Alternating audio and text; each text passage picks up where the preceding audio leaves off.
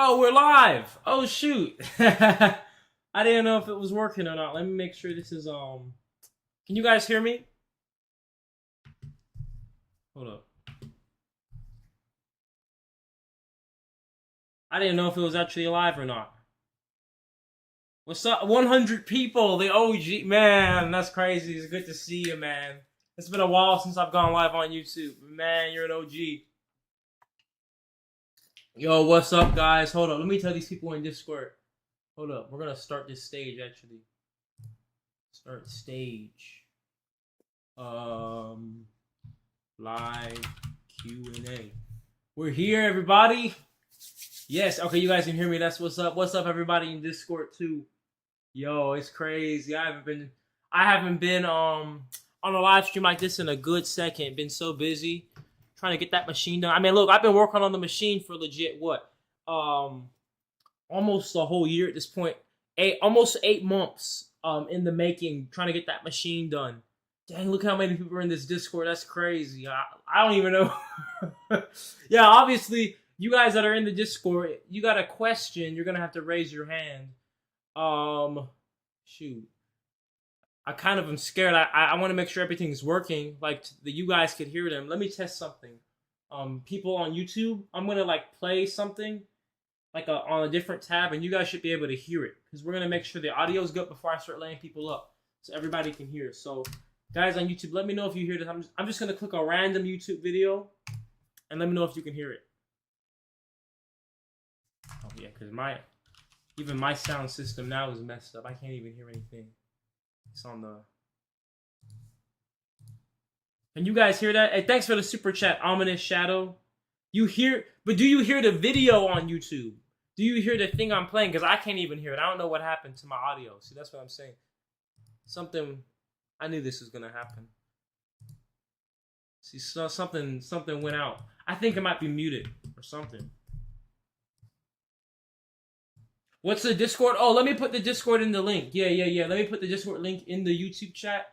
Let me see. Let me turn my camera on Discord too. Oh shoot! It says video chat isn't available when you have over 50 people. Okay.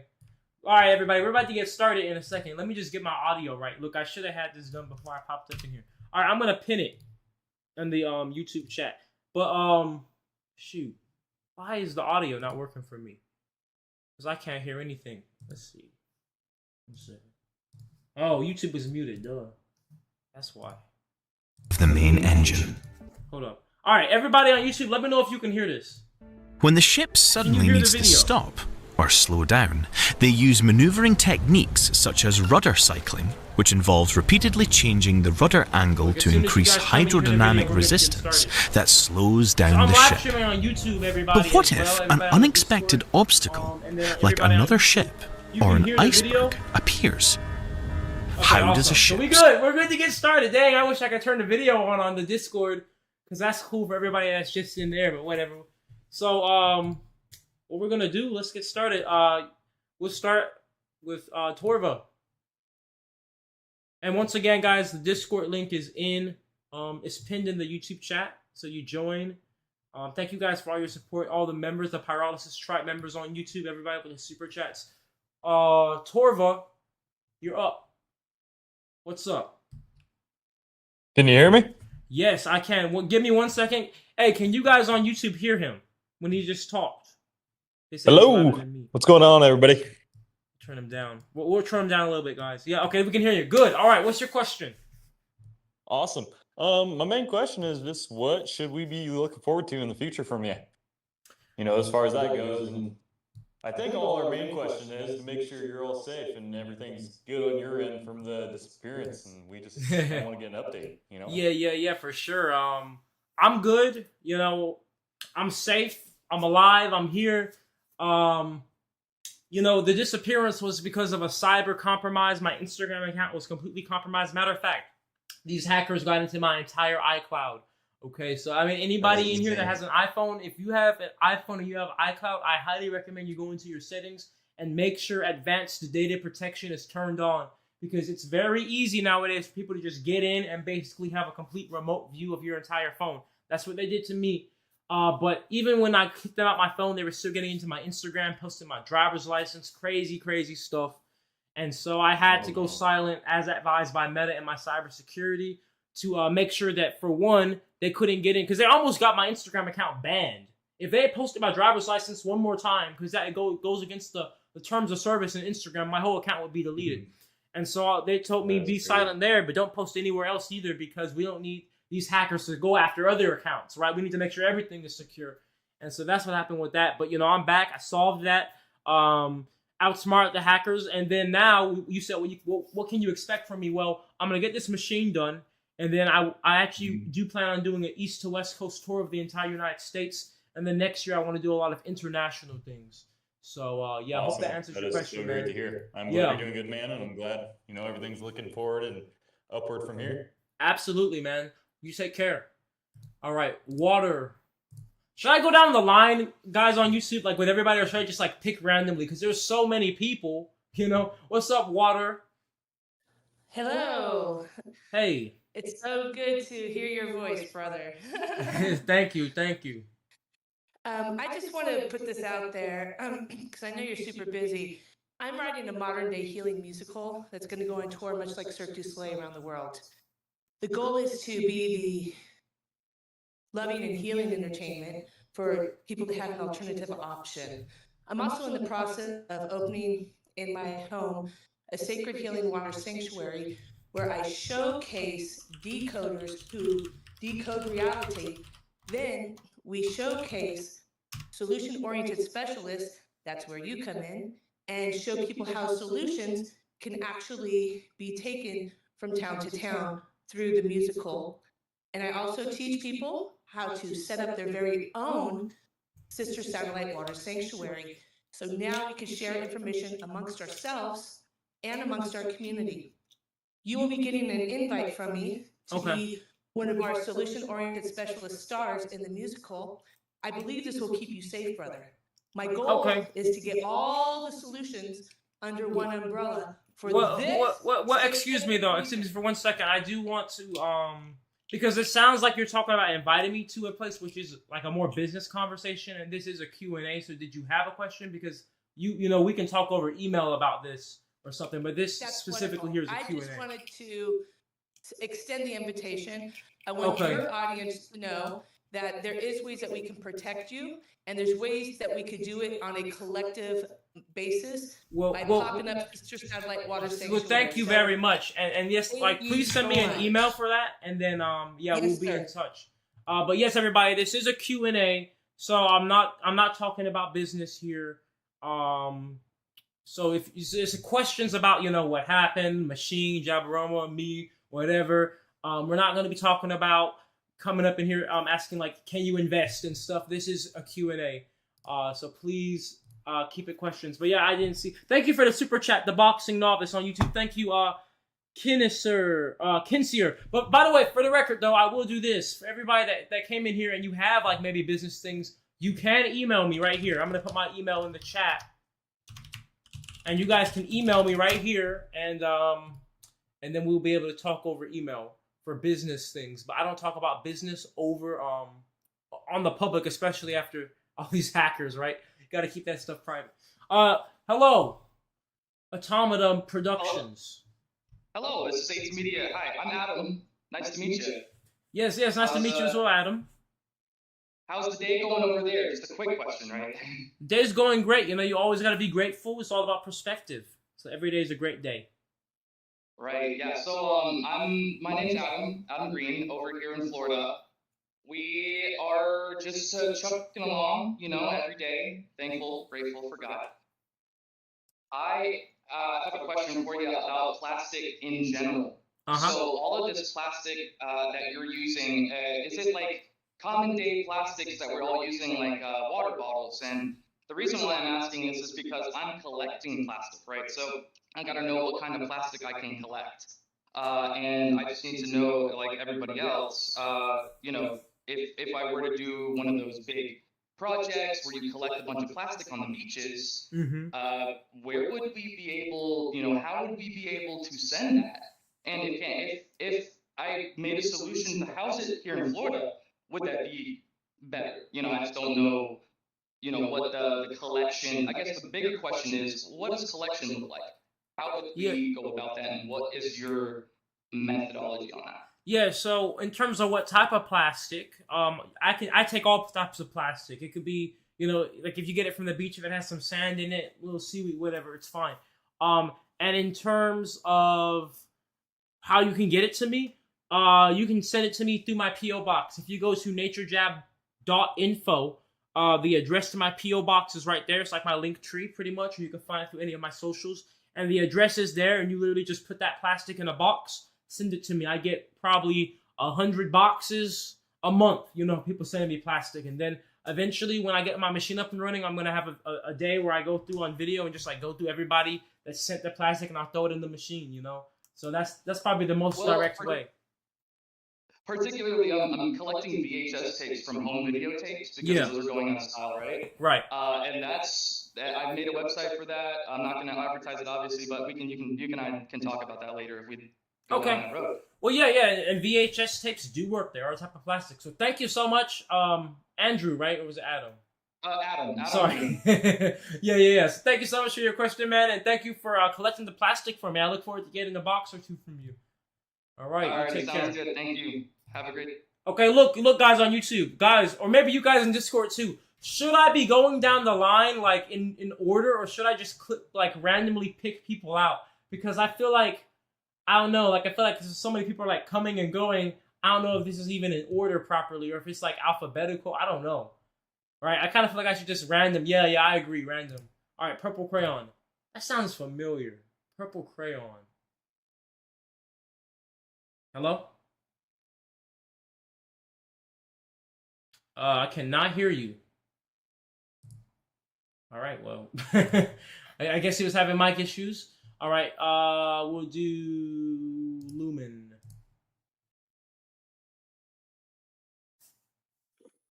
Hello. Hi. Hey, glad to hear you're doing good. Thank you. I had some questions in regards to the, I guess, attacks that you were mentioning. Sure. So I'm not trying to go down the line of conspiracy theorists too hard or anything here. Trying to keep it grounded. I saw some videos you posted of helicopters flying around and stuff. Is there anything else that you want to say or you know, can feel that you can talk about right now in regards to, you know, your attack comments? Yeah. So here's the thing, because when all these news articles and people were making videos, a lot of people were like trying to loop in the helicopter situation with this, but then they weren't given the right context. Like a lot of things were saying he said he saw helicopters, but I literally have videos uploaded of the helicopter that circled me 6 times when I was up there at nighttime. So like I don't know if that was related to this or not, but it was certainly like all linked up to this. And then earlier this year, back in January, all of my lug nuts on my car were loosened, right, on my front tires. Okay. And then so it's been throughout the year, but like those are physical things, and this that happened now is a cyber thing. But yeah, you know, well, you know, and going down that route, there's people that, you know, have stated to be targeted individuals. I don't know if you've ever heard that term, but when you start getting into the realm of like things that you can physically see, you know, whether it's surveillance or someone interfering with your accounts, trying to hack your stuff or messing with your car. I mean, that's a completely different story here. And a lot of people really do think that all this stuff is only conspiracy, you know, and then you're mentioning how, you know, once you get back into your account, you're seeing, you know, that they're trying to log into your account again. So I guess my follow-up question is, do you worry or think at any point that the stalking or attacks, let's not say stalking, right? I'm not trying to use any words or speak for you, but your attacks, do you think that it could be at all related, maybe not to just random hackers, but at this point, government level, because of what your, you know, your solutions are solutions that we you know what? Revolutionize the world? And that's a great question, and a lot of people ask that. And the truth is this, right? When you really think about it, anything and everything could be the government, because it's so easy for the government to just hire, or any big corporation for that matter, to just hire somebody to make it look like it's just a random person. And so and of course they cover their tracks so well, and yeah, just hire the contractor. So like the truth is, I don't know, and I do know this, right? At some point, you know, I mean, I've seen this myself as I continue to grow. The threats that I go up against are bigger and bigger. So at some point, I will be fighting governmental level threats. Maybe not the American government, right? But maybe it's a different country that doesn't like what I do, right? Who knows? But it will get to that point eventually, just because I've seen over the years, even from day one when I started, you know, it used to just be people. But then when I started to grow more and more, now it's groups of people, and now it's organizations, and now my cybersecurity are telling me that these techniques are so sophisticated that it almost looks like it's nation state or country sponsored. I do have to get on to some other questions, but that's my answer to that. Can I have a final thing? Well, we have a lot of people, so unfortunately... Stay safe, man. I want you to know you mentioned government or state level funded. You know, I don't know if a lot of people know that stuff out there is out there that shows, like what you said, that there's even AI, there's technologies that we're way behind on our knowledge. Right. Well, listen, I got to get on to some other people, so thank you so much. You know, and you have a great night. Listen, guys, look how many people are in here, all right? So, you know, I'm trying to let everybody have the time to ask their questions in entirety, but when we move on, we got to move on because there's so many people, and I want, you know, to answer as many questions as I can, right? The chances I can answer everybody tonight is low, but it's no disrespect. I'm not trying to be rude, but I just have to, you know what I'm saying? We have to move on. What's up? Hey, man, how are you? I'm great. How about yourself? I'm doing well. Just a simple question. I just want to know if is email the best way to reach out to you if I have a big community that would love to help you fundraise, or is there a better method of contact to reach you? Email is certainly the best way. My email should be in that chat. It's business@naturejab.com. And then I would say the best thing to do is make sure you write a very detailed email. Like, don't write an email like saying, "Hey, we have a group that wants to fund you." Like, put detail into there, because then my team who reads the emails will actually like probably inquire about it if it's very detailed and well written. That's my best advice. And then, you know, if it passes them, then it'll come to me, and then we'll probably end up getting on a meeting and such. So thank you, man. Thank you so much. All right. Next. You know what we should do, guys? You know what we can do, YouTube? Because YouTube, you can see all of the people that are raising their hands. So like, I'm gonna let somebody else up random, but then you guys like just tell me who I should let up next, because I feel bad like skipping some people. So like, you guys tell me who's next to YouTube, and I'll let them up after. What's up, Nico? I did not expect to get picked so soon. Yeah. I'm not even gonna lie, I haven't kept up as much as I was originally intending on. I saw some of your more recent posts, and a friend of mine sent me some of them, and it kind of piqued my interest again. And there was a question, so whenever, I haven't seen any videos that you may or may not have that like show how it works. I don't know if you have anything like that, but my question is, whenever you go to actually turn this plastic into fuel, are there any, like, does anything get left behind? Like, yes. Byproducts? Yes. So, the process of pyrolysis turns plastic waste into a crude oil alternative. I call it plastic crude oil, which that can later be turned into plastiline and plastodiesel, which are like gasoline diesel alternatives. It also turns the plastic into a natural gas alternative. And the last thing that's left behind of the plastic in the machine itself is solid carbon black, and any type of minerals or metals or ceramics or glass that was mixed with the plastic. And that solid carbon black is an inert product, and it can be used for things like roads, concrete, cement, tires, rubber, graphite. It's carbon. So does that answer your question? Just one more thing. Is it only plastic that can be used, or can you use other things that would... No. Plastic is certainly not the only thing. So basically, here, thank you for the $10 super chat, Michael, on YouTube. He said, "Bro, what was the largest run you ever did, and how much fuel was produced during it? Have you ever thought about a Faraday cage?" I'll answer that in a second, Michael. Yeah, so just to answer your question, Nico, I can put anything in the machine, essentially, and it'll break down, because plastic on on a chemical level has hydrocarbon chains that are the longest, or some of the longest in all of the world. And so for my machine to be able to break down plastic, that means it's pretty much able to break down anything. And that includes tires, pesticides, glyphosate, That's amazing. everything, man. So that's a brilliant part about this recycling. Thank you so much for your questions. That question Get has on been to the next killing me people. since You're I welcome. got back. So Michael, to answer your question, you said the largest run I've ever done, I think it was about 25 pounds I put in my machine back in December. It's live streamed on YouTube, and I was trying to make as much fuel as I could before I was going over to run the 1928 Durant off of plastiline for the first time, right? And I remember I made a lot of fuel, but it got stuck in the machine. It got stuck in the keg because my pump wasn't working because it was so cold outside. So I don't know how much I made, but if I had to estimate, I made probably about 1.5 gallons to 2 gallons, because from my experience, the conversion rate is about 10 pounds of plastic to 1 gallon of fuel. So thank you for the super chat. Next, let me see what you guys were saying. Who I should let up next on YouTube?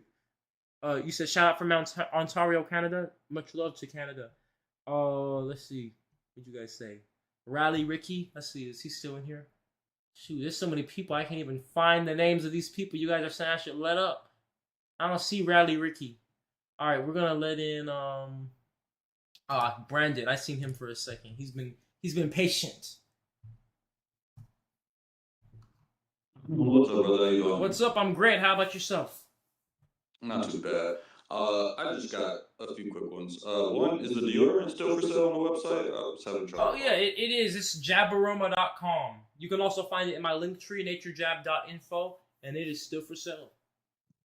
All right, cool. And then, with all the kind of craziness you got going on, I'm just curious as to have you upped your own personal security? I know you said you have a team, right? I don't know how much you have financially, obviously, but I feel like you're doing all right. So, have you thought about kind of going in that direction to make sure that you're always kind of security? Yes, I sure have, and that's going to happen very soon. As a matter of fact, the Javaroma is a huge help for that. So, every time somebody buys deodorant, not only do 10% of the profits go to the machine, but then some of the profits go towards my personal security fund. So that's a huge help all the way, because honestly, I'll keep it real, after this whole hack, I'm like, dude, I want 24/7 security, because these people, they got my all my information, my soul, because like I said, they were in my phone, so they got my social, my addresses, all this stuff. Oh, and so it's like, shoot, I make sure I'm in Georgia, so I got a few guns, but even beyond that, I want to be even more safe, but I'm going to get even more guns, more firepower, alarms, all that type of stuff. And anytime I do an event from now on, I'm going to have at least 3 security guards armed, and that's just the minimum every time. So, yeah, great question. Happy to hear, bro. That's really all I had. I'm happy to hear. Just keep yourself safe. For sure. Keep doing your thing, and just be safe, bro. Absolutely, man. Thank you so much. All right. Let's see. Who should we let in next? The Eagles. Yes. Or the Eagles. Hello, can you hear me okay? Yes, I can hear you. How you doing?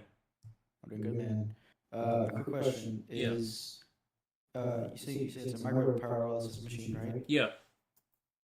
What is the microwave part? Is it just a standard microwave, or is it a certain wavelength? It is a standard microwave, 2.45 gigahertz. 0.45 gigahertz. Yep. All right. That's all I know. Thank you. All right. Thank you. Let's see. Next. Purple Crayon. You're right. You guys are right. Purple Crayon does need to get back up in here. You're right. Purple Crayon. Hey, man, I appreciate that. Yeah. I got a two-parter question. What's up? How much gasoline can you produce, or plastiline can you produce from the plastic that you collect? How much per pound? Is that the question? Yeah. So for about 10 pounds, you're going to get 1 gallon. So that's, I believe, if I'm doing my conversion right, that's 4.5 kilos to just under 4 liters. That's crazy, yo. Yeah. I really appreciate what you're doing, brother. Thank you. And I appreciate your support. You take care, and thank you for your question. To you, man. Thank you, man. Thank you for the $10 super chat, Mr. Ramazine on YouTube. You said, have you heard from Moses West? I actually have not heard from Moses West in a good bit of time. but I've heard from people who talk to him on the daily, so he's good. The Django Geek, my boy, the OG on YouTube, thank you for the $10 super chat. You said, I'm happy to hear you're getting serious about armed security. We love you, bro. Stay safe, stay dangerous. Yes, sir, you already know. I'm not going to make it easy. You know, shoot, I mean, what do you guys think? Should I start wearing a bulletproof vest to my events too? You know, because these events, you know, they're usually in more open places, so anybody could just pull up. You know, I was thinking about that. Let's see, who else should I let up? Who else? I think this is the biggest thing we've ever had. Like, this 77 people. I think this is the biggest little Discord get together. The Discord went crazy, by the way. There's 6,000 people in here. What's up? My question is, when you finish your machine, or if it's not finished, or if it is finished, what's like the next evolution? That's all I have to say, really. Yeah, so I'm not finished with it yet. Oh, he just left. Well, but I'll answer your question, of course. But yes, I'm not finished with the machine yet. I'm doing the final upgrades to this version of the machine until it pretty much just has to be like rebuilt as a new machine. To make it, and that is to make it solar and continuous, which is going to be the first of its kind in all of humanity and all of the world and all of history. And I've been working on it since January. Obviously, still going. Some delays happen. But when that's done, that's going to obviously show the world that it's possible to build a relatively small scale plastic into fuel machine that could be put into communities all over the world, and it runs off of solar. You know, so you don't even have to be plugged into the grid. You can have an off-grid microwave pyrolysis continuous reactor, and that's so powerful for the world to see. Just that proof of concept, and then after we have that general proof of concept out, then from that we're gonna get to the point where I want to start deploying these things, because at this point the only thing holding me back is I just need that proof of concept. I need the numbers. I need, you know, how much the machine is going to cost. How much fuel are you going to get for this size machine? Blah blah blah. You know, what does it look like to scale it up? So that's what's going to happen next. Good question. Next, Raheen. Yeah, Raheen's had his hand up for a second, or her hand up. I don't know. I should have just probably said their hand up, right? You're up, Raheen.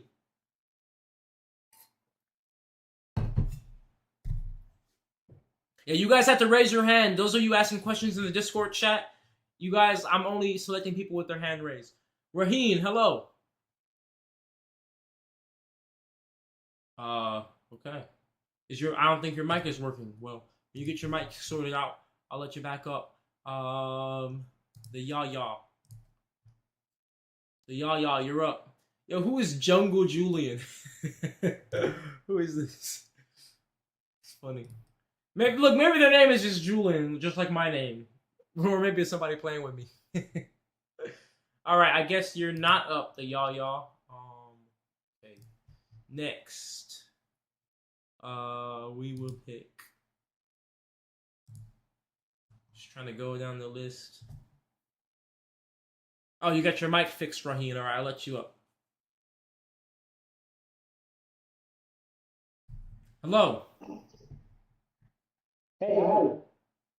Oh, we got two. Hold on. The Yaya was first. So the Yaya, you talk. I'm gonna mute you. The Chimera or whatever. All right, the Yaya, what's up? Hey, so are there many changes you want to make to the reactor for it to be more efficient or easier or cheaper to run? Yes, the biggest change to make it more efficient and cheaper to run is to make it continuous. The reason being is because it's kind of like, let's say you have an oven with 2 racks, but you have 10 trays of cookies to bake, right? Well, let me ask you, what is more efficient, right? If every time you need to put in a new tray of cookies, you let the entire oven cool down and then reheat up again, right? Or you open the oven, take the old tray out, the finished tray of cookies, and you put in the fresh tray of cookies that needs to be baked, right? What saves more energy?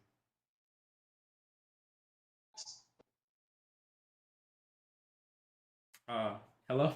Okay, well, anyway, I'll answer. Obviously, if you keep the oven on, it's saving more energy because you're not having to cool down and reheat the entire thing every time. And so my machine has been a batch machine, basically meaning I've had to cool down the whole thing and warm it up all over again every time I wanted to load in more plastic. But now I'm working on upgrades to make it continuous. And being continuous is the equivalent of, keeping that same heat and just, you know, swapping the trays of cookies, right? So now you're not having to reheat everything. As a matter of fact, the heating part of the machine is the longest part. My machine takes like an average run of plastic is like 5 hours, and 3 of those 5 hours is literally just heating the machine up to get it up to temperature. And so that would be the biggest efficiency.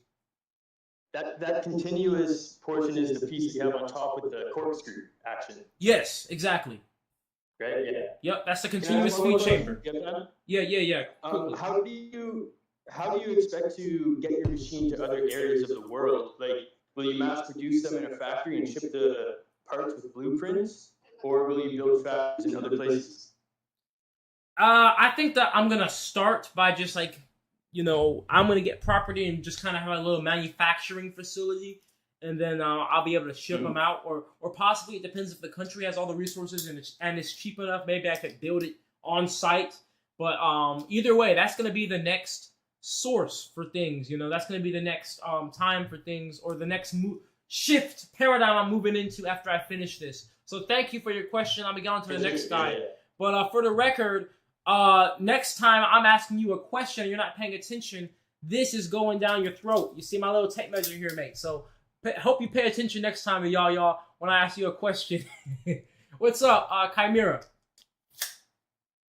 Hey man, first of all, glad to see that you're doing okay. I was really surprised when you disappeared, but glad to see you're okay. Yeah, thank you. Just a quick question now. I work with an NGO here in a country in South America, and we work with indigenous communities, and we like to work with sustainability options, and I got really interested in your project.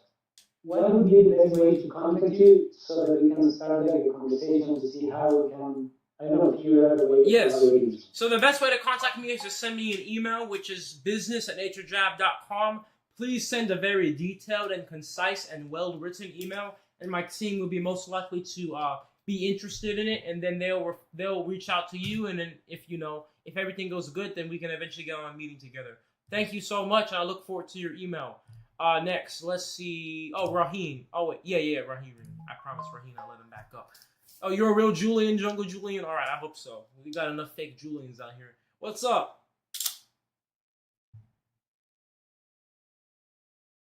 Raheem? Raheem! This stuff ain't working. Raheem. Your mic still ain't working, my friend. All right. What a shame. Zai myself. Good to see you. Good to see you in the Discord, Zai myself. I don't know who to pick, guys. I don't know. Like, I feel like I'm skipping some people sometimes. Like, you know what? You guys need to pay attention to, like, who was first to raise their hand, you know? Because it doesn't, like, I can't filter it. Lord Bastard, are you going to show up or what? Does it smell when you turn the plastic into petroleum? My machine has no leaks, no emissions. Nope. Of course, when you have the fuel and you burn the fuel, yeah, the fuel has a smell, but the machine itself, when it's on, you can't smell it. You can't, I mean, nowadays that it's running off of solar, you can't even really hear it, you know? All right, Lord Bastard, I guess he ain't coming up. AJ. What's up, AJ? Oh, okay. Hold on, AJ. We'll let Lord Bastard go first, and then you can get on with your question. What's up, Lord Bastard? Yo, what's up, man? What's up? Yes, I can see the chat, guys. I have. I started to follow your work recently, and I was worried about you. So the follow-up question is: since you disappeared for a little bit of time, are you concerned of some kind of legislation play that can block your work, your body of work? You know, I don't try to worry in general, because worrying, it doesn't help you, you know? I mean, I'm set on what I'm going to do. There's no threat or nothing that's going to stop me from what I'm going to do. And so since I'm set on what I want to do, it's kind of stupid to worry or be in fear, because what's going to happen is going to happen, you know? And the idea is out there, and no matter what happens to me in the end, ideas are bulletproof. And this is gonna be sought through to the end. If not by me, by somebody else. Alright, man. I appreciate all you've been doing, man, and keep going. And as you said, and well said, man, don't worry. Keep. I think God is watching you, man. Thank you so much, and God is watching you as well, my brother. And where are you from, by the way? Because you have quite the accent. I'm Portuguese. Oh, Portuguese, excellent. That is excellent. You know, I'm teaching myself Spanish right now because I want to travel the world and do my demonstrations, and I'm going to be learning Portuguese next. Yes, and I think Europe is gonna need your work too. We are passing a troubled time here in Portugal too.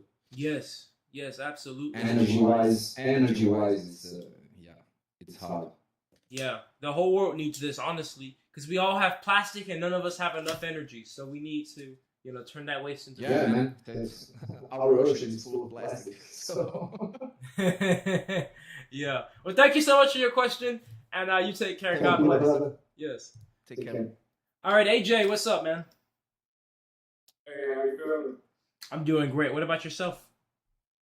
I'm good. I just wanted to ask you, I'm definitely interested in building, like, maybe like the Mark 1 version. Something that maybe I can do in my backyard. And will you be releasing, like, the papers and your research papers on it? I will be. And so here's how it's going to work, guys. Just so everybody knows, my work is completely open source. I did not patent it. Anybody can build my machines, okay? However, I don't have blueprints up. All I have right now are just my YouTube videos and, general research stuff. But I'll be writing a book once I finish my current machine. And the book is going to tell my story, but it's also going to have the blueprints of, like, 3 of my machines in there for, like, what, $25 or something. So I'm planning, hopefully I can get that book done by, like, later this year or early next year. If you do want to start construction now of a little small machine, please stay safe, and also please watch all of my first few YouTube videos, because you're going to learn so much and also not make the same mistakes I did. And please wear safety equipment, because I learned that when I blew my black ass up, it ended up with something that looks like vitiligo on my foot because I got burned because I didn't have shoes on working with plastic in the fuel. Nah, but you're definitely doing a great deed, and like, your work is going to be a testament in the future, because it's creating energy, from the waste. And I'm actually starting a plastic recycling program and stay in Southeast Alabama. Oh. And, hopefully I'm gonna get it shredded. I'm gonna shred it down. Yep. That way we can send it to you shredded up. Yes, sir. That sounds good. You're not far from me, because I'm in the South, man. I'm in Georgia, working in Alabama. So that's what's up. Yep. Well, I'm gonna email you soon. Like, all right. Once I do get the initiative started. And just thank you, man. Yeah, for sure. Take care, my brother. You said his book would go crazy on the TikTok shop. You could hear the ads now. Yeah. You said his Instagram comments were cooking him when he posted. Yeah, no. I remember when I blew myself up last year. It's kind of crazy because, the amount of support and outreach just in the past few days has been crazy. Like, my Instagram has been growing by 100,000 people a day. So there's no way that most of you probably even know that I got blown up last year. But it was crazy. Thank you for the $5 super chat. Kinsphere or Kinsier on YouTube. You said, will your design prototype work with hemp and marijuana stalks? Yes, it can. It will work on all organic materials. You said, hello from Lower Alabama. First time live? Oh, that's what's up. Yep. Let's see. Yeah, I have family in Alabama, in Birmingham and stuff. And then other parts of Alabama. So, like, I've been there my whole life, and now I work out of there. Dondo. We'll let Dondo up.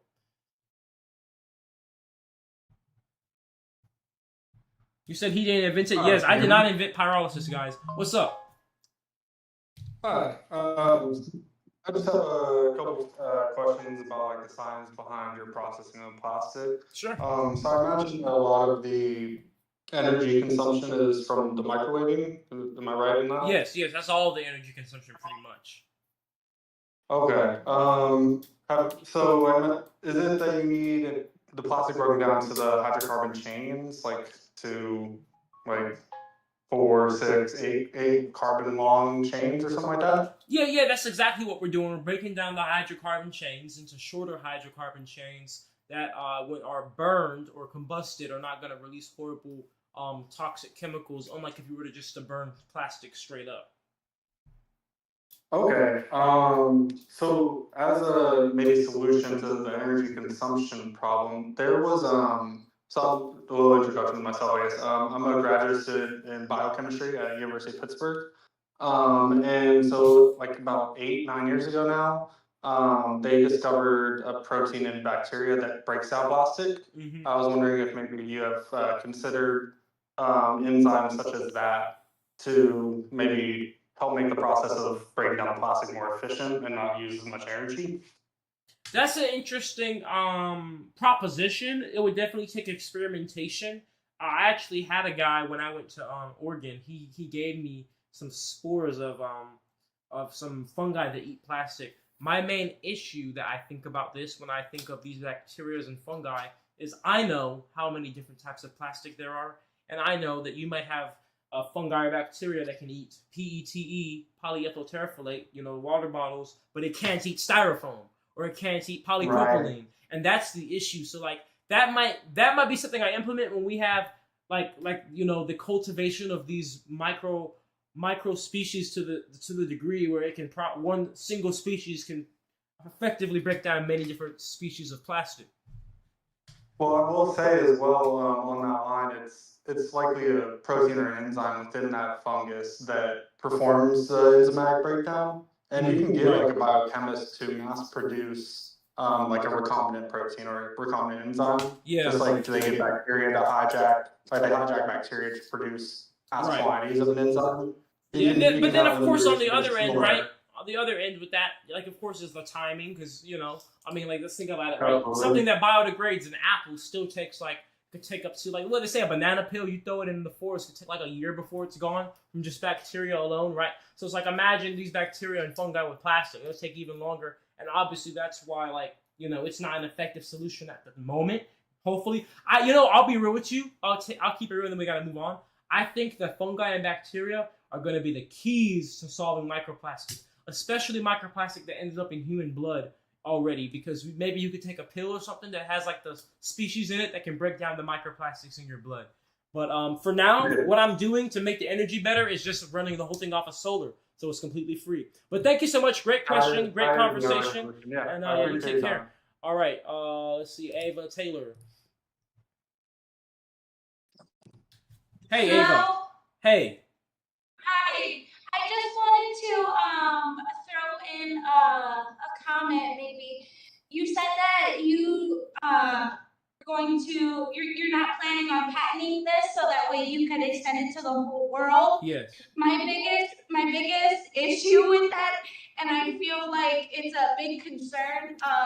You definitely should patent it. That way you have the choice to not, go after anybody in court that uses your invention and, for their community or for themselves, because anybody, the corporations, i.e. the helicopters and whoever is threatening you, can patent it any day. Once they get it from let me give you some information on that. And then they Wait, hold on. I will cut you off there and not have any disrespect, but because I do want to inform you something I learned about patents because I did go file for a patent. I was patent pending for a few years, but I learned in filing for a patent they have something called what is it called? It's basically just called public knowledge. And once something has been published online and it's been public knowledge for over a year, and if nobody's patented it and it's been out online for over a year,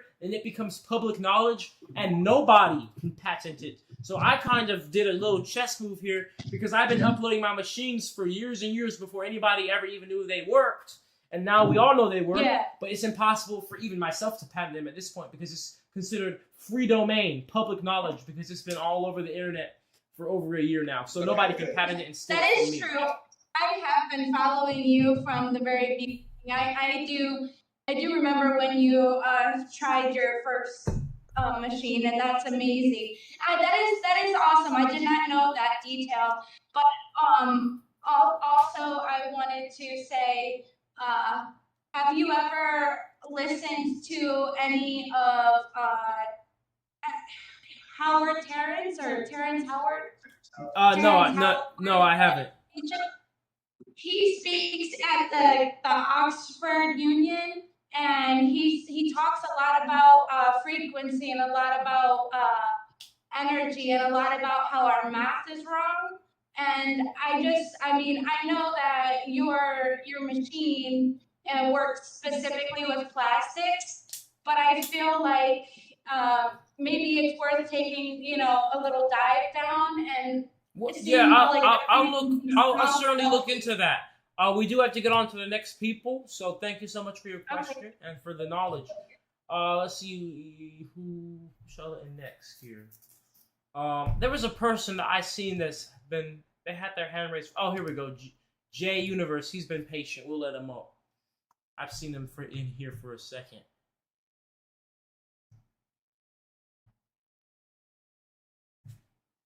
What's up? Hello?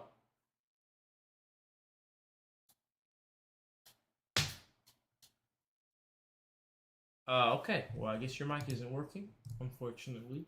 Let's see. I'll let visual up.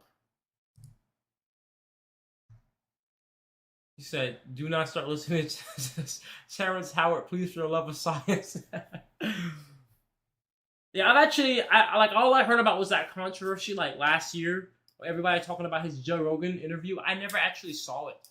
I never ever actually watched any of his stuff, so I don't even know like what to think. Because I never watched him. I just heard about that stuff going on and people saying whatever. What's up, Visual? Hey, how are you? I'm doing good. What about yourself? Pretty good. Got me a little bit scared, I'm not gonna lie. I've been tagging the FBI director, told him not to be part of the deep state. Anyway, well, I appreciate question for you. Yeah. What are you going to do like shampoo and body wash, brother? Come on. Oh man, great going question. on? Great question. I'm working on it, man. I'll remember up, man. I'm first in line. I'm working on it. I really am. You see what it is the facility that Jabberama works out of right now. It's a pretty small facility, like a few hundred square foot, legit, really small. But we're about to actually move into a bigger facility, so we'll have more room to be able to do things like that, like things that involve water, because that takes a different level of sterility. But that's going to be very soon. Before the end of this year, for sure, we're going to get into soaps, hand soaps, shampoos, hair gels, all that type of stuff. And then I'm going to be getting into makeup soon, too. All natural makeup for all the women in here. Well, men, too. If you wear makeup, that'll be happening as well. So great question. And thank you. Was that all you had? Yeah, pretty much. Glad to see you doing good, dude. Thanks for everything. All right. Well, take care. That's how I was going to let somebody else up next. But yeah, Jabberama, it's gonna keep growing for sure, and it's gonna end. Thank you for the $100 super chat, Baby Droid on the YouTube. You said, I think the current administration is incompetent. However, Apollo Global, Silver Lake Bain, and Capital, Vulture Capital in general will be a problem. Study Morant's Rants YouTube series, Connect the Dots, to learn how deep Vulture Capital goes. I live in ATL and want to build. Well, Baby Droid, hopefully when I have my ATL events in a few in a few weeks, I'll be able to see you there. And thank you so much for the $100 super chat. Hey, Squeeble on the Discord. Yeah, can you hear me? Yeah, what's up? Okay, yeah, so I saw that you actually put this as open source, and I just have a few questions.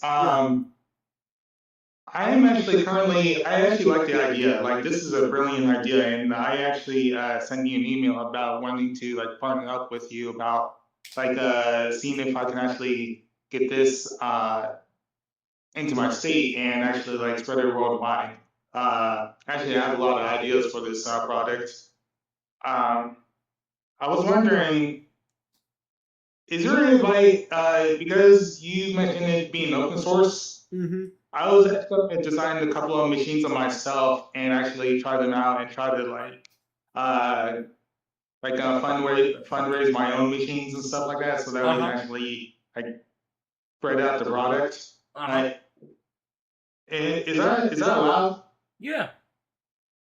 Yeah, I mean, do your thing, man. Look, to me, the more plastic and the fuel machines on Earth, the better. Because guess what? I don't care if you end up overtaking me. You're getting rid of plastic. That's the whole point. That's the whole goal. So you have my my blessing, brother. But I just want you to stay safe because these things are very dangerous. And I'm blessed that I was not electrocuted to death or blown up to death or whatever by now. So please stay safe. And like I said, please watch all of my YouTube videos because you will learn so much from all of my mistakes. And you don't have to make those mistakes. Okay. Well, thanks. Yeah, I really like the product, and I actually keep me updated. Yeah, for sure. And I did send you an email, and I want to work with you about this. Absolutely. Thank you so much, my brother, and I look forward to seeing your progress. You take care and have a good night. Okay. Yeah, I'll let you back up, J Universe. You said let Black Gojo back in. What's up? Hey, can you hear me? Yeah, I can hear you now. Okay. I'm sorry if my accent is a little bit bad. It's just that I speak Spanish and I'm learning English, okay? Oh, Can you excellent, understand what I'm saying? Estoy aprendiendo español, mi amigo. Ah, muy bien, me encanta eso. Sí. Yes, what's your question? Okay, I don't know if this is a bit cliche, but hey, I have been following your work since 2024, and I'm really impressed, and I appreciate your work. Okay, first of all, and my question is, in which way do you think that your work will affect the way we live, the present and the future of humanity? I think that it will affect the present of humanity right now because, of course, in the present, you know, I'm getting rid of plastic, right? And eventually this is going to spread out around the world and then the whole world will get rid of plastic with these machines. But I think that how it will affect the future is much deeper because I think in the future, I think that the idea behind this will really change the world because you see, I built this machine in my backyard when I was 19. Well, actually, I started when I was 17. And I think that that story is going to inspire people for the rest of all of the generations of Earth to know that they can do things themselves and they can build something that can change the world. And so I think that that's the most impactful part, even beyond the machine. It's the fact that this will inspire people for the rest of all of history. And that was a very good question, by the way. Okay, thank you, man. And you inspired me to research about all these things. And I appreciate your work. I'm praying for you every day. And thank you. Thank you so much. Yes, absolutely. And thank you for your support, my brother. Que te vaya bien. What? I said, que te vaya bien. Ah, ya. Gracias. Que te vaya bien a ti también. Dios te bendiga. All right. Take care. Yes. Are you in Spain as well, or I guess you're in a Spanish-speaking country. Anais in the Discord chat. What country are you from? Let's see. Oh, you said you were raising you've been raising your hand since 2011. All right, I'll let you up. Thank you for your patience. Barcelona, hey, okay, awesome. Hey, what's up, brother? Can you hear me? Yes.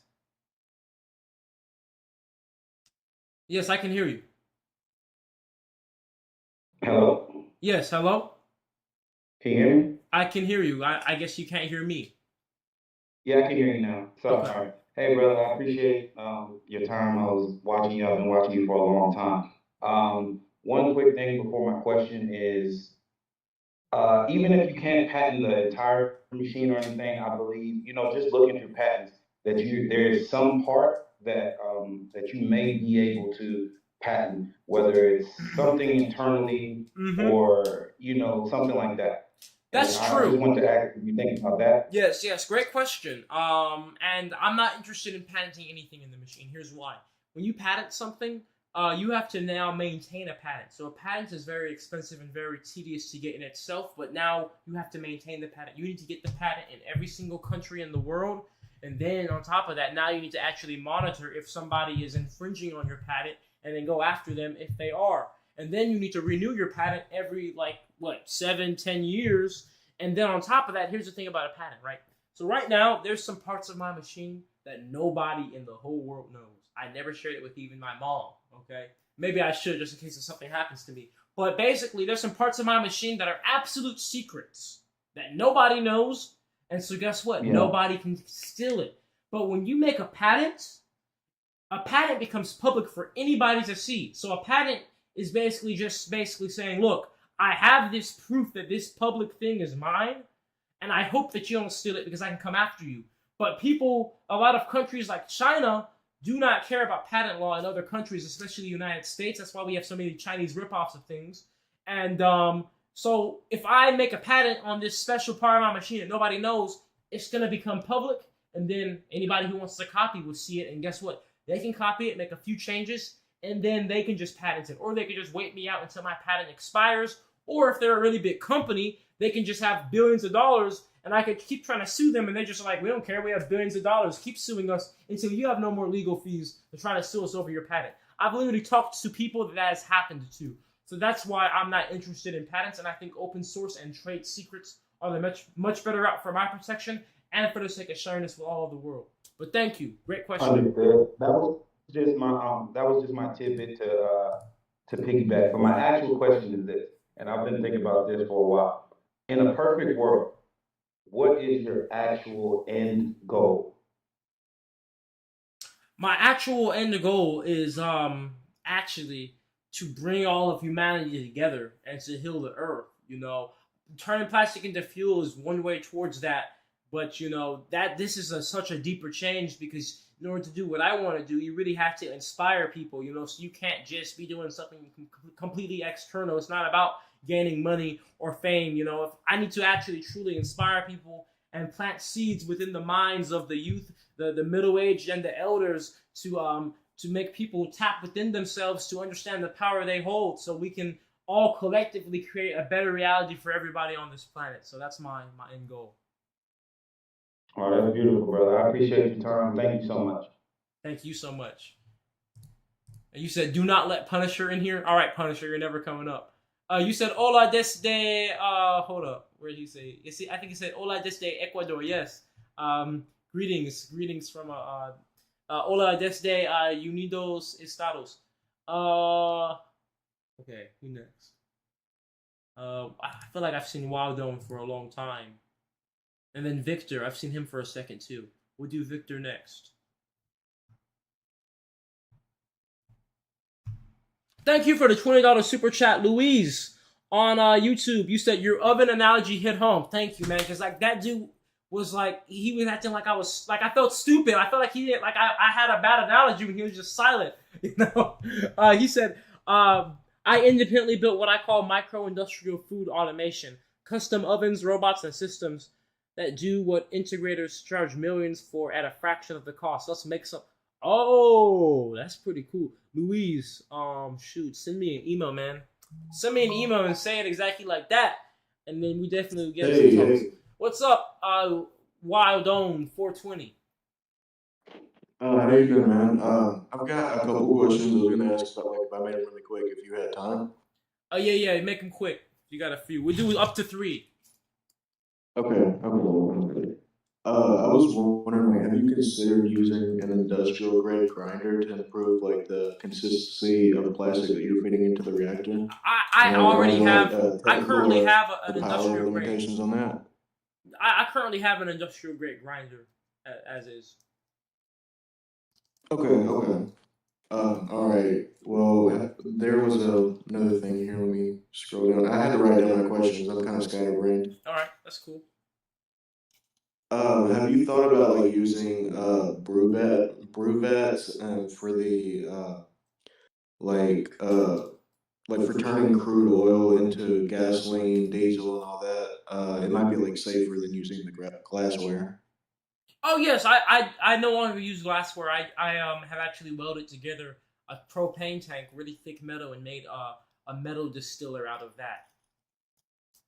Okay, great. I'm way behind then. My fault.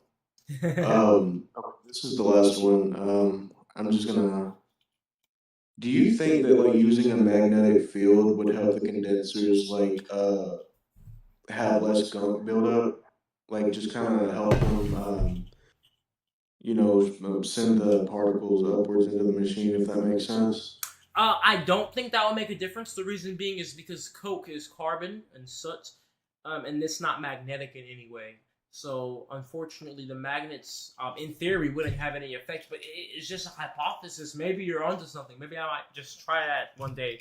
We don't know until we try it. You know, we can only sit here and guess. I actually kind of like that type of thinking. Just kind of like random ideas that normally you just sit there and think about, like, oh, I'm not gonna try that. But you never know. That could be crazy. So that's a good suggestion. Thank you. Do you have time for just one more? All right, one more.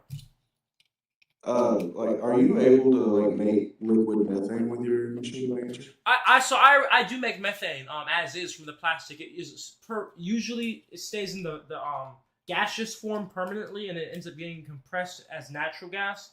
But it could be liquefied if it was cooled down enough, right? But then of course that's a whole different type of step to do and more energy. But yeah, great questions. Thank you so much. Take care, my brother. Yes, on YouTube you said you didn't know how to Discord. I do, and it absolutely blew up after I went away. Like legit, guys. A week ago, there were 2,000 people in here. Like we've been stuck at 2,000 members for like 2 years. And then look at this. I disappeared for 3 weeks. 6,000 members. That is insane. Look, let me tell you guys what's funny, okay? And this is kind of a sad thing because this goes to show how the world works, right? So I've been working for years. I've been posting to social media relentlessly for years to get this out here, right? And I've had so much trouble getting on news agencies and getting written about and getting press. I've always reached out to these people and they just always never got back to me or never seemed interested. And then verification. You know, I hit like 1 million followers on Instagram earlier this year. I was on Forbes. I was on all these things, and they would never freaking verify me. But look, despite all the work I do and all the traction I gained, that was always the case. But then it took me having to disappear, and people thought I was dead and kidnapped and all types of things, for the news and all these people to finally talk about me, and then for Instagram to finally actually legitimately verify me. Like, it's just kind of sad that that's how it bloody works, right? I'm like, seriously? You know, and that's why, honestly, at the end of the day, you can't base your motivation on any of the external superficial things anyway, because they're fickle, you know? I got this stuff, it can go away right now. I mean, the hackers almost had my whole Instagram deleted. Would I stop if my Instagram was deleted? No, I rebuild, you know? Because guess what? Guess why I have 1 million followers? Because I built. So I can build again, right? The only way to stop me from building is to stop the builder. Literally, the only thing that can stop me is death. That's it. And other than that, I'm a completely unstoppable force in this world when it comes to getting my mission done. And it doesn't really matter what happens, how I'm threatened. As long as I'm alive, I'm here to work. All right, I'll let you up, Victor. All right, cool. All right, so I had a few questions basically regarding like your chemical process. Sure. Okay. Sure. You hear me? Yes. Okay, cool. So essentially, a few months ago, you did a GCMS, right? Yes. And you got styrene out of it, and you were trying to figure out what's going on, right? Uh-huh. And you deduced that maybe cyclization, and then now recently just did a diesel test, and it said that it's all alkanes, and there's no more cyclization. So what's going on? Are there still going to be yes. Great question. So what happened was when I had my initial GCMS done, it was done by Benjamin Katz. He had a mass spectrometry machine. However, he worked at a university, and he didn't want his machine to get damaged from my product or contaminated. So he did a mass spectrometry at literally just 90 degrees C, which if you know the general temperatures you look at, especially for things like diesel, that's a really low temperature. That's not even diesel's flash point. So even though I sent him my diesel, my gasoline, my crude oil, he did that 90 degrees C heat on the mass spectrometry, which only allowed compounds up to the boiling point range of 90 degrees C to come over. And so that's literally the boiling point range for styrene. So that's why when he did that, it just was a humongous spike of styrene and literally nothing else, because that's pretty much like almost trying to target the styrene. And so that's why when I had my other labs do their tests, because I also had another lab run my plastiline, and my plastiline, the gasoline alternative, should have the highest range of styrene because, styrene is a very similar boiling point range to gasoline. But when they ran my plastiline, they didn't see much styrene because they actually did a more broad and realistic temperature range. Because we have to remember, when you put fuels in an engine, they're not going to be heated to 90 degrees C. They're getting heated to like close to 1,000 degrees C. So when we do these tests with the GCMS, we need to heat them up to what their actual boiling point ranges will be in an engine. Yeah, okay. Also have the same question as the last one too. So here's another thing, right? So right now, you have polyethylene and you have polypropylene and we have PET, right? Those are the main three ones, and I'll put UC in there. Yeah. Right. So the thing is that PET and polypropylene both have benzene rings, and at the heat that you're going, which is like 400 degrees Celsius, again, I would highly advise you to have like a central temperature so you can actually measure like the correct temperature, and maybe like a temperature controller, like a PID controller, so you can actually ensure that you have repeatability when it comes to maintaining a set temperature. But like that's another thing.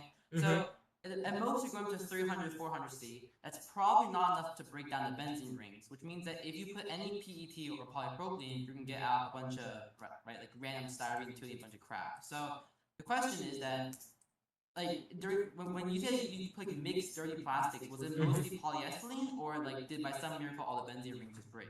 So when I put mixed dirty plastic in my machine, I don't pay attention to what it is. I just throw it all in the machine. But I promise you, there was a lot of both polyethylene and polyethyl terephthalate. Now here's the thing, right? You're right. 400 degrees is, and that's in C, by the way, 400 degrees centigrade, which comes out to about what? That's like 900 degrees Fahrenheit. But no, you're right. Despite that, that's not necessarily a hot enough temperature to absolutely guarantee benzene's broken down. But let me tell you why it's not what it seems. The reason why is because I'm using microwaves. Microwaves heat through something called volumetric heating. Volumetric heating is heating from the inside out. These temperature probes, which showed you 400 degrees C, was purely the temperature on the outside body of the machine. That means that the actual surface level of the plastic where the microwave hotspots were forming was actually way hotter. For the body and the metal to be radiating 400 C, those hotspots have to probably be around like at least 600 C, which is way then more sufficient to break down benzene, right? And another thing about benzene is that the residence time makes a difference too, right? How long is it in that very hot environment, right, to be broken down? And so the lab results showed what they showed. People had the speculation. On paper, I should have had a lot of benzene, but when I got these other lab results, it didn't show a crazy amount of benzene and nothing outside the norm. Right. So the thing is that typically in science we like to do things. Like I've done claims for my science project, like science stuff too, and like papers and stuff. So the problem is that typically we try to actually have accurate measurements on things, right? So basically, the thing is that even when we have a massive success, right, we have a huge success and we make something that's impossible, a massive burden and responsibility is actually proving that you changed something before, you have accurate measurements, and that's why the new thing has occurred, right? So in this case, you're claiming a pretty big change because typically polypropylene or PET break down with benzene rings, but now you're at least not detecting a significant amount of cyclization or whatever, right? So you have the responsibility to basically say, at least come up with some sort of justification as to why is it not forming, right? And the thing is that, sure, they're heating up from the inside. However, at these high temperatures, heat's going to normalize pretty quickly. So it's still burden proof when it comes to actually measuring the center temperature. And absolutely. There isn't burden proof in the first place because internet arguments, you don't have a burden proof at all, right? And it's just the last thing I'm going to say. Sorry, going too long. But the thing is that when you're trying to go into YouTube and you're saying that you have plastiline, everyone thinks it's still gasoline. Unfortunately, it's just kind of true because people on the internet are dumb. So they're going to think it's just gasoline, and they're going to think, oh, you can make gasoline, right? So the thing is that gasoline has a lot of safety precautions because you're exposed to it all the time. You don't want to just get killed from gasoline cancer, right? That's pretty bad. So when you're saying plastiline, it's at least best. you don't want people dying from like gasoline because like it's ran like crap. You don't want there. So basically, when you're saying plastoline, trying to advertise it, you do have at least some sort of burden of proof to say that it's actually kind of safe. Or else you're just basically like you're like trying to like lie and stuff.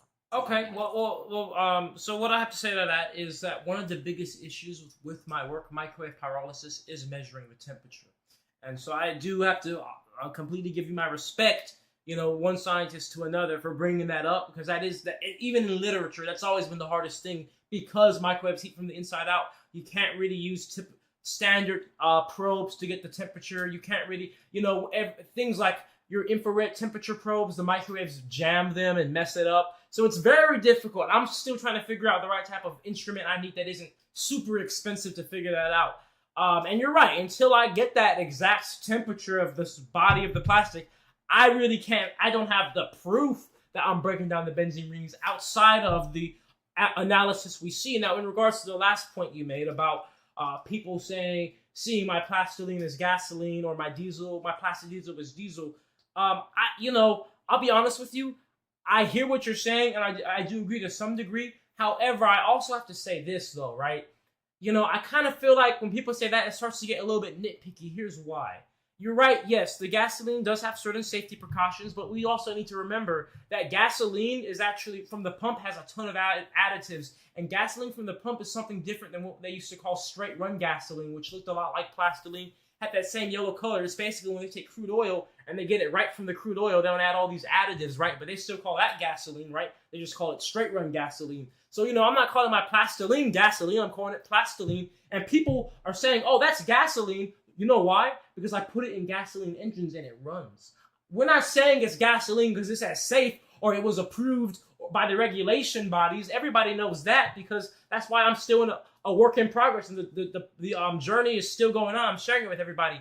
We say it's plastoline, a gasoline alternative, because I put it in unmodified gasoline engines from 1982 engines all the way up to a 2011 engine, and it's run just fine. We call it plastic diesel because I've done the same thing. 1994 engines up to a 2012 engine, and it's run fine. So we kind of are just, that's the best way to break it down for people, because like you obviously understand science. You seem to have studied this a lot, but most people don't even, they may not even know how to write the word hydrocarbon. They don't even know how to say polyethyl terephthalate. So we have to kind of break it down in a way where somebody that never seen this for the first time can understand exactly what I'm making, or at least the idea and the point of what it's going to be used for, and that's why I use these terms. But with that being said, thank you so much for your questions, Victor, and thank you for your patience. I know you've been waiting for a while. I got to get on to more people, so thank you. I guess I'll let you up, Punisher, because you've been waiting for a second. Hey, I love a good science back and forth. Respect to Victor for like actually holding you accountable and stuff like that. That's what we want. Yeah, absolutely. I love it. So like after everything that's happened, really its one main question is like what's been in my mind this whole time. How do those 3 irradiated nuts taste? Well, you see, that's why I said the hackers have to tell the world how they taste, because I'm not going to spread that fate to just anybody. You have to be somebody who's wronged me to dare that fate of my tres microwave irradiated nuts in your mouth, right?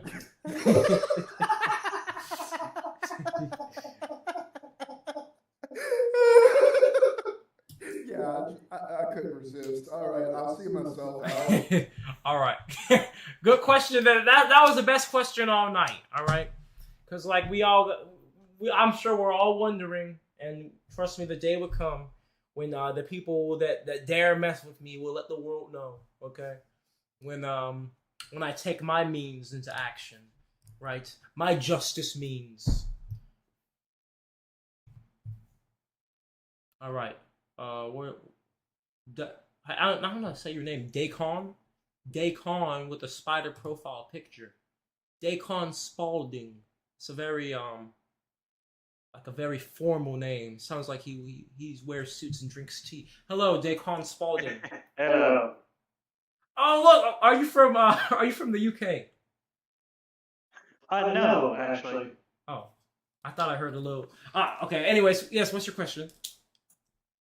Yes, I was curious about the filtration of the plastiline and plastic diesel because I kind of understand how the process of making a crude oil with it works, but the filtering I'm confused on. So you basically you want me to explain how I go from plastic crude oil into the 3 different plastiline. Yes. So great. I put the plastic in the machine, microwaves break it down, I get plastic crude oil that comes out into the initial keg. Now plastic crude oil is just like crude oil. It is a large mix of a ton of different oils blended together. The only way to separate oils out is that are mixed together like that is through a process called fractional distillation. It's nearly identical to what moonshiners use. I have a still that I heat up to certain temperatures, and so here's how it works. Gasoline. So look about like this, right? This crude oil has gasoline, diesel, jet fuel all mixed in it, right? But they're mixed together. I need to separate them out individually. Gasoline, diesel, and jet fuel all boil at different temperatures. So I put it in my distiller, which is a still, like I said, moonshiner whiskey, and I heat that still up to 100 degrees centigrade. I get gasoline to come over. Then I heat it up to 250 degrees centigrade. I get jet fuel. Then I heat it up to 300 degrees centigrade. I get diesel. And that's how I separate and do the filtering, you could say. Okay, so same idea as a distiller with like herbs and oils, but except you do it with crude oil. Yep, exactly. Exact same process. Okay. Thank you. Okay. Great question. Good. All right. Uncle Jess. Oh, shoot. Getting a call. Oh, hey, what's going on, man? Hey, how you doing, Uncle Jess? Pretty good. Glad you're doing well. My original question was already answered, so I'm going to make it a little lighter. If you had a superpower, what would it be? Man, that's a good question. I mean, there's so many different routes I could take. Because, like, on one end, I could take the more philanthropic route and be like, if I had a superpower, I'd have the power to get rid of all the world's diseases, right? But then on the other end, I'd be like, man, I kind of want the superpower to be able to like preemptively know anybody who's gonna go against me, and then be able to telekinetically insert my radioactive nuts in their mouth preemptively. So they like second. Yeah, they just have a second thought before they take action. Like a warning. Beautiful. But just one. I'll just do one for each person. And then if they do go through with it, like they would do the warning shot, I'll do all 3. So then their jaw is stretched and broken apart. Completely wirelessly. Wow. Yeah. Love it. Beautiful. Thank you. Thank you. Great question. Have a good night. Gotta keep it real, guys. I mean, it can't all be too PR here. I gotta keep it real. Like, that's really what the superpower I want. I want to be able to give a fair warning shot, and then if they still go through, I'm like, well, I warned you. Sorry, there's gonna be permanent damage done here. I'm just saying. And then it's wireless, no trace. I don't have to worry about getting caught. That's it. We'll let Will in. Hello. Hey, Will. How are you doing? I'm pretty good. About to be 9 o'clock here soon, but figured I'd just jump in here and ask you a couple questions, see how you're doing. All right. Excellent. Yes. Go ahead. Okay. Whenever I heard that you went missing for a couple of weeks, I was like, there ain't no way he's missing. Yeah. I mean, there is certainly a way for me to be missing. It's quite easy to make somebody disappear. But yeah, well, I appreciate you had faith in me that maybe it was some smarter thing about it, and it certainly was that. It was a lot more strategic. Yeah, you were talking about them Black Hawk helicopters circling around you during at the night and crap like that. But the question was, how did your last fuel thing blow up? Yes, so my distiller blew up last year because typically how a distiller works is like this. You have your crude oil in one end, you boil it, and then there's an open, like the other end of the distiller is completely open to the air. And then the other oils can just flow out. I was trying to run my distiller as a vacuum distiller, which basically means you have on the other end, instead of it being open to the air, you have a pump on the other end that is constantly sucking on the whole thing to kind of help things boil quicker.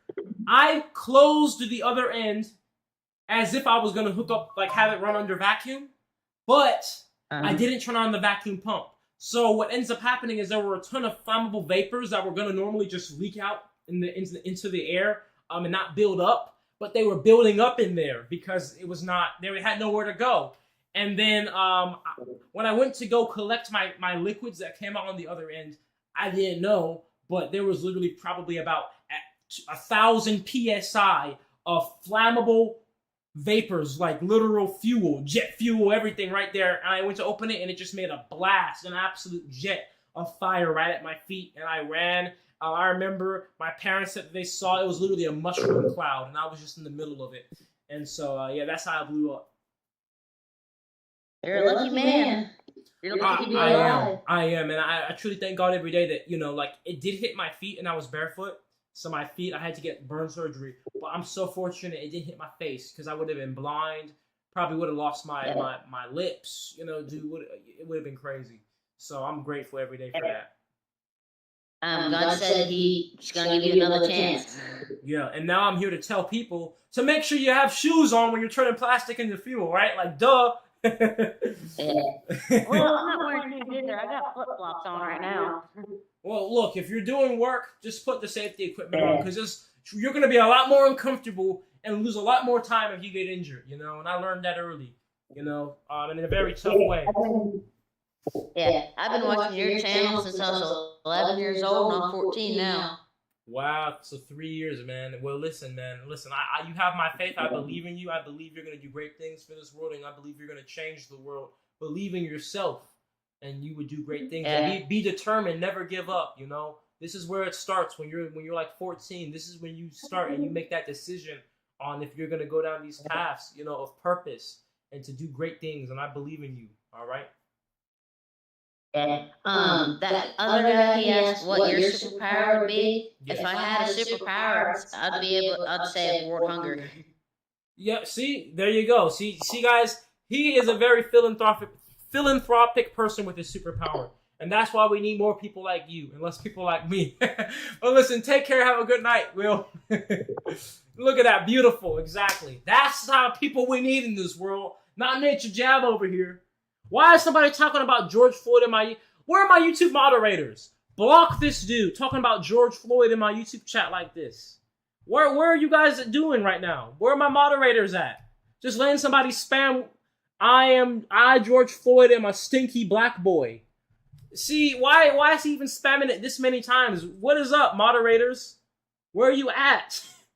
Look, how is he still talking? Where are my YouTube All right, I need some new moderators, clearly. Who wants to be a YouTube moderator? Yeah, Yoshi, I'm making you a moderator. Or somebody, because y'all don't even... What is going on in here? Look, I almost made him a moderator by accident. Imagine if I made this George Floyd. His name is Fentanyl Floyd. Legit. His name is legit Fentanyl Floyd. What is going on? I can't make anybody a mod. Oh, here we go. All right, Yoshi, you're a mod in my YouTube. Ban this dude. Ban him right now. He's invaded. You said I'll ban this monkey? What the heck is going on? Yo, what is going on? You're talking about you're gonna ban this monkey. What's going on in my YouTube chat? This is legit. Look, I call a cry of help from my moderators, and not a single one's in here. Yeah, Hugo, I got you. They have failed me. My moderators have trespassed against me. This guy has been spamming the chat for so long, and nobody's even... What in the world is going on? All right, I'm making a few people moderators because I'm like, hold on now. Can't be having this happen. Lord. Look, we got off the chat with Will talking about he wants... See, Will, this is what happens, Will. You see, Will, there was one time where I said I wanted to solve world hunger as my superpower. But then we have people over here like Fentanyl Floyd, and that's why I want the superpower to be able to proactively put my radioactive nut in his mouth before when he has even the idea of messing with me like this. And that's his warning. And so if he still goes through and spams George Floyd is a sneaky black person, then all 3 of my nuts end up in his mouth telekinetically, and then his jaw is damaged forever, and then he's going to think twice before messing with anybody again in all of life. So this is really a way to get rid of all villains in the world, because think about it. Every villain who's trying to hurt somebody is going to, before they could ever hurt somebody, is going to be already taken to justice. You see, I'm philanthropic. I want to save the world too. I want to solve world hunger too. We'll solve world hunger because you know what we'll do? We'll make it to where this punishment is enacted upon all people who are preventing the people who solve world hunger. You see? So I'm thinking just like you, Will. I'm thinking just like you. I have great intentions. You said George Floyd is going. Yo, y'all are crazy. All right. What else am I letting in? Because y'all doing me. See, y'all distracting me with this stuff. It's nonsense. Distracting me with his bollocks. Hello. Oh. Hey. Can you hear me? Yes. Okay, hi. I'm not as smart as the other people, but I've been following your journey. And when you went missing, I got really scared. But I thank God that you're safe, and I really thank you for inspiring not only people that are your age, but the youth of the world. Like, just know that if we come together as a unit, that we can stand against the bigger powers, touch the little people down. And you are just an inspiration to all. I know my mic sucks. I'm so sorry. Thank you so much for that. Yeah, the mic is definitely a little bit rough, I will be honest, but I'm making out what you're saying. You're saying if we come together, you know, that's how we got to do it, and I completely agree with you. And that's why I'm so humble, and I want to thank the world for coming together for me. I say one thing because I don't want to sound myself, so I'm so sorry. But I truly believe that God has a picture in your life. You will be prosperous because you exceed in everything that you do, and I see it in the way how passionate you are. And I truly believe God has something special for you. And don't get discouraged. Just stay encouraged and continue to be the mighty man of valor who you are. Thank you so much, and God bless you as well. Yo, you guys are wild, bro. I can't lie. When I saw this person, when you said it, it sounds like an adult from Peanuts, bro. Because it does. That's how the mic sounded. Thank you so much for your words, by the way. But that mic was very rough, I'll be honest. And it did sound very rough, I'll be honest. But I heard what you said. I heard like, I would say about 70%, and I got the general idea. So thank you so much. And like I said, God is blessing you as well. You said, who will be willing to buy your machine, or how will our communities be able to use your machine? The whole world will be able to buy the machine, but it'll really be more focused on small and large businesses and communities. Cryptic is over here. He's flashing that hand. Cryptic saying, "Let me up." We better be ready, Cryptic. Look, what's up? You were flashing your hand. Oh, there you go. What's up?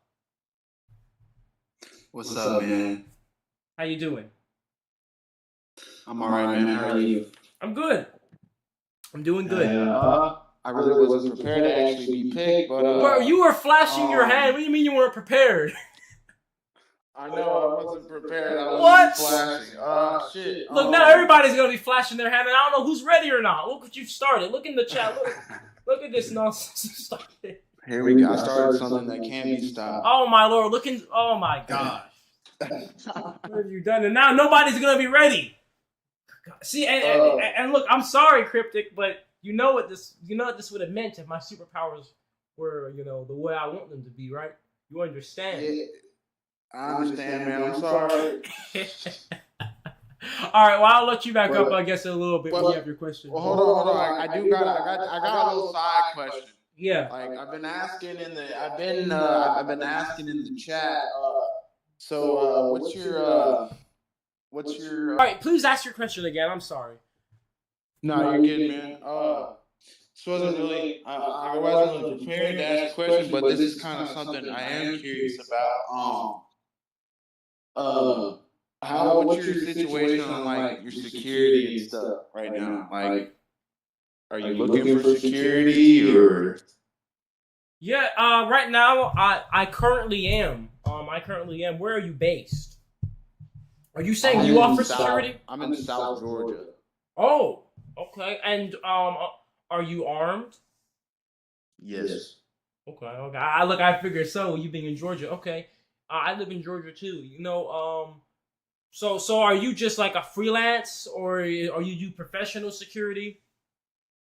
I'm hoping to eventually get my security license, but as of now, like freelancing, just looking for work.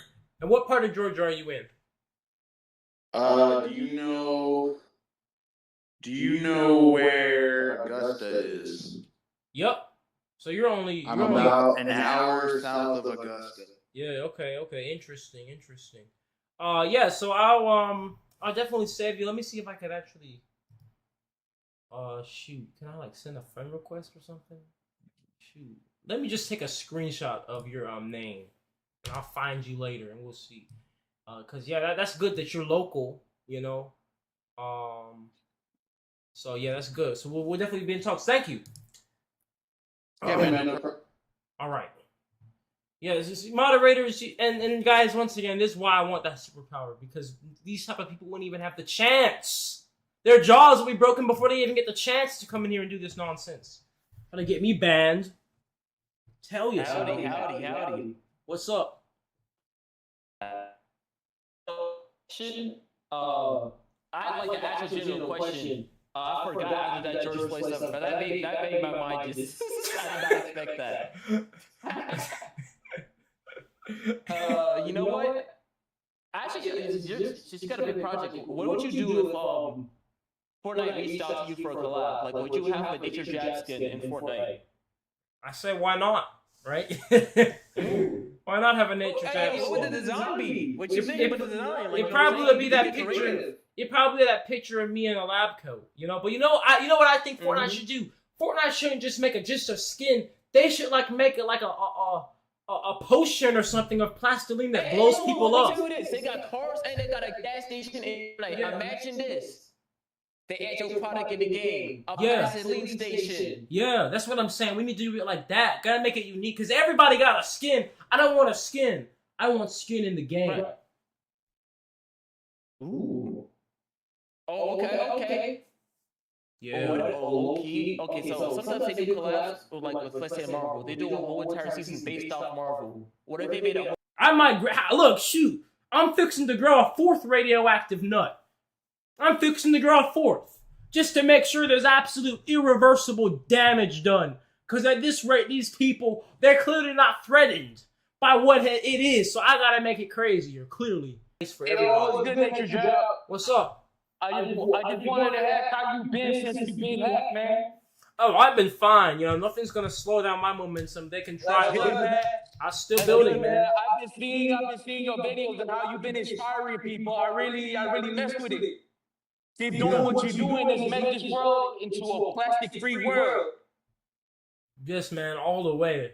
All the way. I appreciate your passion and support, man. You take care. Yep. Let's see. Peter T. Yes, they will face retribution indeed. Johnny Boy. Tell them, Johnny Boy, they will face retribution. Gasha Trooper. Gracias por 100 Argentinian currency. And you said, I love your work. Saludos desde Argentina. Yes, gracias. Por tu apoyo, if I said that right. Apoyo support, right? Anyway, what's up, Peter T? Yo. Okay. I think it's por te apoyo. Por te apoyo. For your support. Gracias por te apoyo. Ozzy. I feel like Ozzy's been up here for a second. Yeah, it's going to be some wireless telekinetic nuts. I'm telling you. All right, what's up, Ozzy? Hey, man. I was just, I've been following you for a little while, and I was just curious. why do people? It's kind of a two-part question. Why do people argue with you about the difference between gasoline and plastiline? Like, why is it such a why is it such a big argument? Like, I don't know much about it, but yeah. To be honest, it's nitpicking, and some people do come from a genuine scientific perspective, and I respect that. But for the most part, it's people that just want to see the negative in anything, and they just want to be like, "Why are you calling it plastiline or why are you calling it plastiline or a gasoline alternative when it's not gasoline, even though it literally looks like gasoline, burns in an engine like gasoline, and has actually been shown to burn better, cleaner than gasoline with studies, right?" So it's like, dude, let's be real, right? If we were in Mad Max, right, and there was literally a few thousand gallons of fuel left on this earth, and I'm making plastiline, I'm making freaking gasoline at that point, right? And so, there's this argument of trying to nitpick like that to try to discredit or try to say there's no way I can make gasoline from plastic, even though it's completely possible by scientific literature. So that's really all it is. All right. I guess I don't really have any other questions, but have you traveled to any places? I've actually never been outside the country in my life yet. It's gonna change. Okay. That's all. But I don't know. Maybe I shouldn't get on planes after this whole hacking and helicopter and stuff. Well, I don't know. I would say just be safe and take care. Yeah, but thank you. Take the boats and playing around. And look, guys, I'll be honest. YouTube, dude, YouTube is the only platform, my only platform that gets shadow banned nowadays. Every other platform finally lifted their shadow ban. My TikTok finally lifted its shadow ban.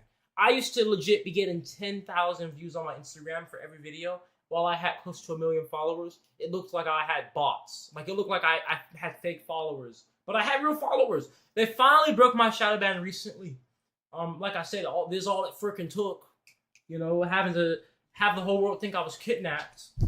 But YouTube still has their shadow ban on me because, we're live streaming. I have 400,000 subscribers, 300 people in here. I'm grateful for every single soul that's in here, of course. I'm just saying, I wonder what it would take for YouTube to break their shadow ban on me, right? Because I've been shadow banned on YouTube for this point 3 years. I remember the day it started.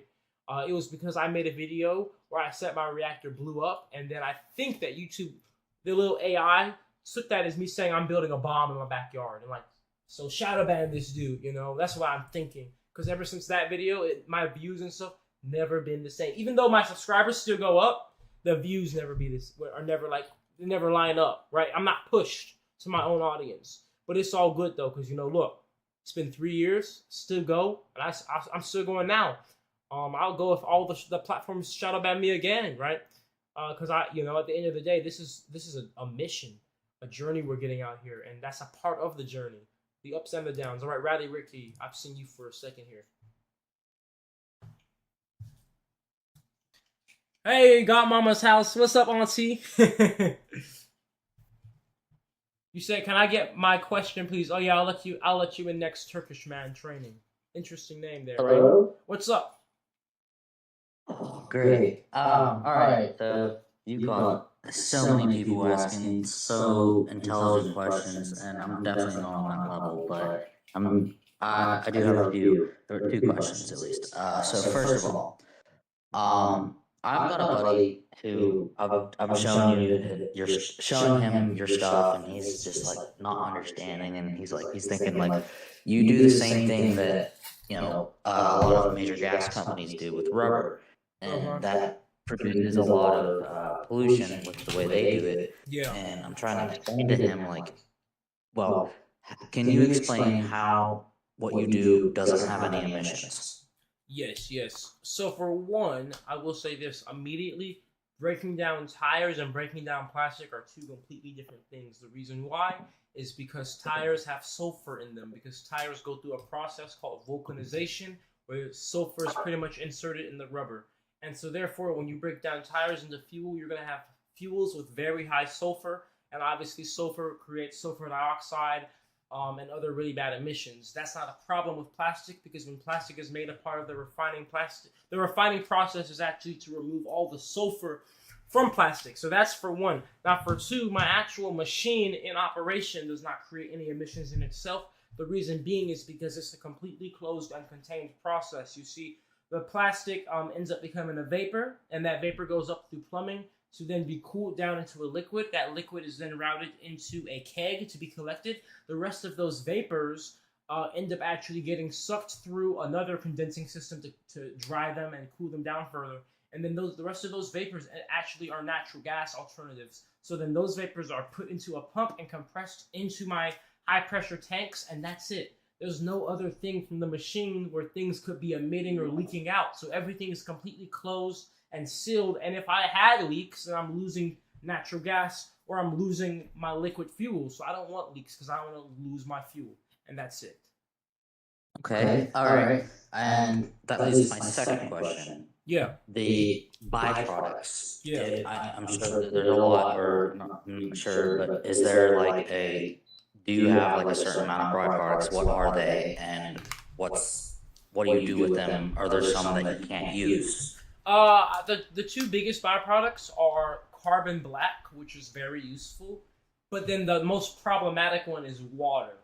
And this is interesting. Plastic actually has a decent amount of water in it, but more like close to like elemental water, in the sense of when we break apart the hydrocarbon chain, sometimes some loose radical hydrogen combines with some loose and radical oxygen that were once in the hydrocarbon chains, and it creates water, right? They mate and become water.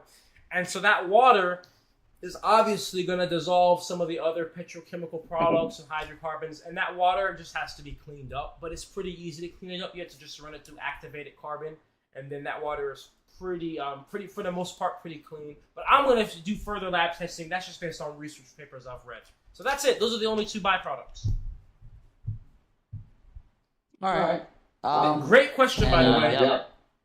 Thanks. Like I said, there's so many people asking all these great questions. Like I've been, I had to set myself a reminder when I found out earlier today. He said 7 o'clock. I was like, all right, 6:55. Remind yourself. But it's just amazing to hear all that. Everybody asking great questions, but I don't have anything else for you. Thank you so much. All right, guys, it is 8:46. We're gonna go until 9 o'clock my time, so we're gonna do 14 more minutes. Shoot, I kind of want to get to people that've been having their hands raised for a while, but I don't know who has had their hands raised for a while and who hasn't. Just trying to be fair here, as fair as I can be. Hello. Hello, Moon. Thank you for the opportunity. Yes. I'll keep it quick for the rest of the people.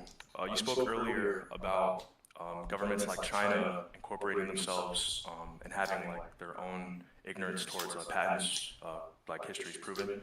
Yeah. I just wanted to ask you, as the forces that be, like the other world governments, begin to vie for power and other control, do you believe that the autonomy of your inventions will be stripped from the people, or maintained or micromanaged by the people, or from the people in any way? I think that as it stands, the biggest issue is people's knowledge. People don't know you could turn plastic into fuel. People don't know, people don't even know plastic's made of petroleum. And so when you have somebody like me coming out to, most importantly, educate people that this is possible, what's going to end up happening is people are going to want this no matter what. And no matter what the government is and how powerful they are, the only reason the government is powerful is because they have a ton of people that believe they're powerful. So we have a ton of people believing that we need to turn plastic into fuel or change how things are done in the world. The government is literally forced to bend to us. They just want you to believe that we bend to them, but it's the opposite. So I think it's all about education, getting it out there, and then the rest will just kind of flow. People just need to know it's possible. That's a very great answer. Just one more quick thing, and I'm done.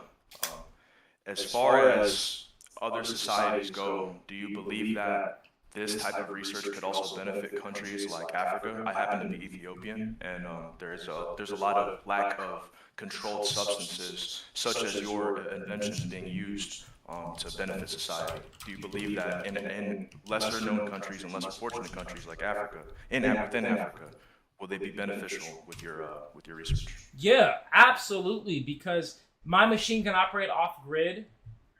off of solar, and thus, with that being able to be done, it can be implemented anywhere, and especially places that have really unstable electrical grids. So thank you so much for your question. I gotta move on. Yes, I'm gonna let you on Turkish man training. I promised you earlier, and I didn't. But let me let up Reflige. Oh shoot, my YouTube just ran out of memory. Right. All right, we'll let up Reflige, and then we're gonna let up Turkish man training, like I promised. What's up? Hey, Naturejab, I just had a quick question. I'll get off here. Yeah. My question is, so with the production of it, once you finally put it out there and you start mass producing it, will there be I guess you could say, a more safe, smaller version that could be used at home to replace, say, like the recycling can? You know, I really would love that. I think the biggest issue is that I don't think the regulatory bodies would ever allow that, because they don't let you make whiskey at your own house. You think they're going to let you make gasoline at your own house? You know? So that's really all it's about. But in terms of is it possible, I mean, my first machines were literally home size. The machine I have now is still arguably home size. So yeah, thank you for your question. I got to get on. So guys, we're going to be going quick. Rapid fire, you know, because we're trying, where's this dude, Turkish man training? Rapid fire, guys, we got 10 minutes. I don't want to get through as many people as I can, all right? Ready? Let's go. What's up? Hey bro, what's up, brother? My English isn't the best, but I wanted to ask you something. Myself, I'm interested in what was it in English? In chemie, like the chemical processes and everything. And yeah. I actually wanted to know, how does this even work? Like, how do you turn plastic into gas? Yes, I will answer. I have to answer very quickly, but I will. So plastic is put inside the machine where there are microwave magnetrons on the outside of the machine that bring microwave energy inside of the machine to heat the plastic up. The machine is completely sealed and free of oxygen and put under vacuum. The microwave energy heats up the plastic, and since there's no oxygen inside of the chamber, the plastic cannot break down and catch on fire. Instead, the plastic actually is broken back down into petroleum in a vapor form. That vapor form of petroleum is then cooled down to return it into crude oil, liquid crude oil, and then the rest is stored as natural gas. That natural gas can then heat up a distiller to refine that plastic-made crude oil into gasoline, plastiline, plastidieseln, and plastic kerosene, or basically alternatives to gasoline, diesel, and jet fuel. What country are you from, by the way? I'm from Germany and Turkey. Oh, much love to you, much love to Germany. We gotta get on. All right, I'm laying people up. We're going quick, guys. Quick questions, all right? Quick questions. Let's go. Yo, what's up? What's Love the up? content, bro. I just wanted to ask, what do you think is gonna happen these next couple months of you going into this? Like, I know that you said you had a couple people watching you and everything, Yeah. and you're still continuing to work, but like, what is your vision in this? I know you said before. Yeah. So my vision for this in the next few months is I'm gonna finish the machine, and then I'm gonna be making tons and tons of fuel, and then I'm gonna be doing all types of demonstrations all over the country and all over the world. You said, when is the Atlanta event? The Atlanta event is gonna be like this month or next month. All right, Carl, you're up. Let's go. Quick question. Let's go. Yo, I have a question. So have you tested this on the road yet? And another, sorry, I mean, it's just one question, but I saw like a video of you putting the fuel in like a pickup truck or something, and it was having like trouble starting. Like, what was that? So the only reason that pickup truck had trouble starting is because we completely cleared all the fuel lines, and there was some air left in the lines, and it had to suck up fuel to get started. But yes, I've done road tests, and I'm going to be doing plenty more in race cars and stuff as well. Thank you for your question. All right, guys, when I let you up, just go straight to your question. I know you want to like say, thanks and all that, and I appreciate that, but we have 7 minutes. Just straight to the question, quick. One question. Let's go. I'm trying to let as many people in as I can. All right. So let's go. Jay-Z Wayne. Yo, Naturejab. What's up? Yes. Excellent. Not sure if you know this, but there's a guy on YouTube. His name is Casey the Car Guy. 2 questions. Do you know who he is? No. And I'm mentioning him because he mentioned you in his most recent YouTube video. All right, I'll look him up. And he's a guy who has built his own car, and that car gets 100 miles per gallon by using diesel fuel. Oh, wow. Okay, so that'll be an awesome collab. All right, thank you. I just saved his name, and I'm going to collab. Let's do it. Thank you. All right, just going randomly now at this point. Let's see next. Rail Cage J. Rail Cage J, are you up? I don't think so. All right, 420. What about if I just put everybody in here? Let me just invite everybody. And then, what if I just let everybody up in here? Come on. Hey. Hello? Hey. Hello? Okay, all right. Somebody ask their questions. Yeah, can you hear me? Yeah.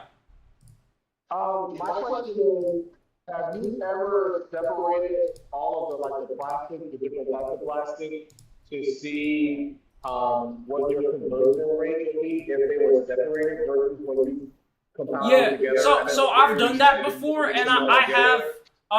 Remember, guys, we gotta ask the questions very quickly. So, yes, I have done individual runs of individual types of plastic back in December, and I live streamed the whole thing. And my results I saw from that really didn't see much of a difference. I mean, of course, from my perspective visually, I can only see so much. The rest is under a microscope and in the lab with analysis and stuff. And on paper, you will get different products with every different type of plastic.